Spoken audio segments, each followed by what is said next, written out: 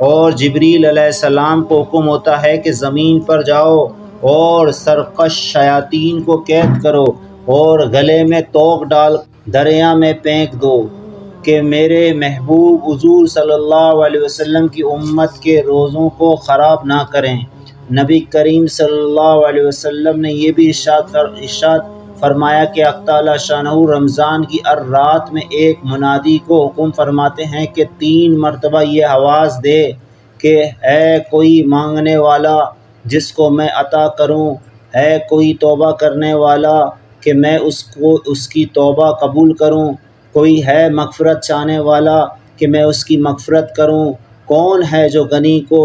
قرض دے، ایسا غنی جو نادار نہیں، ایسا پورا ادا کرنے والا جو ذرا بھی کمی نہیں کرتا۔ حضور صلی اللہ علیہ وسلم نے فرمایا کہ حق تعالی شانہ رمضان شریف میں روزانہ افطار کے وقت ایسے 10 لاکھ آدمیوں کو جہنم سے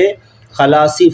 مرامت فرماتے ہیں، ایسے 10 لاکھ آدمیوں کو جہنم سے خلاصی مرامت فرماتے ہیں جو جہنم کے مستحق ہو چکے تھے۔ اور جب رمضان کا آخری دن ہوتا ہے تو یکم رمضان سے آج تک جس قدر لوگ جہنم سے آزاد کیے گئے تھے ان کے برابر اس ایک دن میں آزاد فرماتے ہیں۔ اور جس رات شب قدر ہوتی ہے تو حق تعالی شانہ حضرت جبریل علیہ السلام کو حکم فرماتے ہیں کہ وہ فرشتوں کے ایک بڑے لشکر کے ساتھ زمین پر اترتے ہیں۔ ان کے ساتھ ایک سبز جھنڈا ہوتا ہے جس کو کعبہ کے اوپر کھڑا کرتے ہیں، اور حضرت جبریل علیہ السلام کے 100 بازو ہیں جن میں سے 2 بازو کو صرف اسی رات میں کھولتے ہیں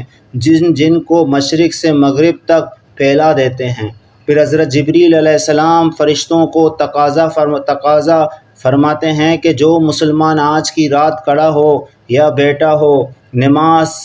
پڑھ رہا ہو یا ذکر کر رہا ہو، اس کو سلام کریں اور مصافحہ کریں اور ان کی دعاؤں پر آمین کہیں۔ صبح تک یہی حالات رہتی ہے۔ جب صبح ہو جاتی ہے تو حضرت جبریل علیہ السلام آواز دیتے ہیں کہ اے فرشتوں کی جماعت، اب کوچ کرو اور چلو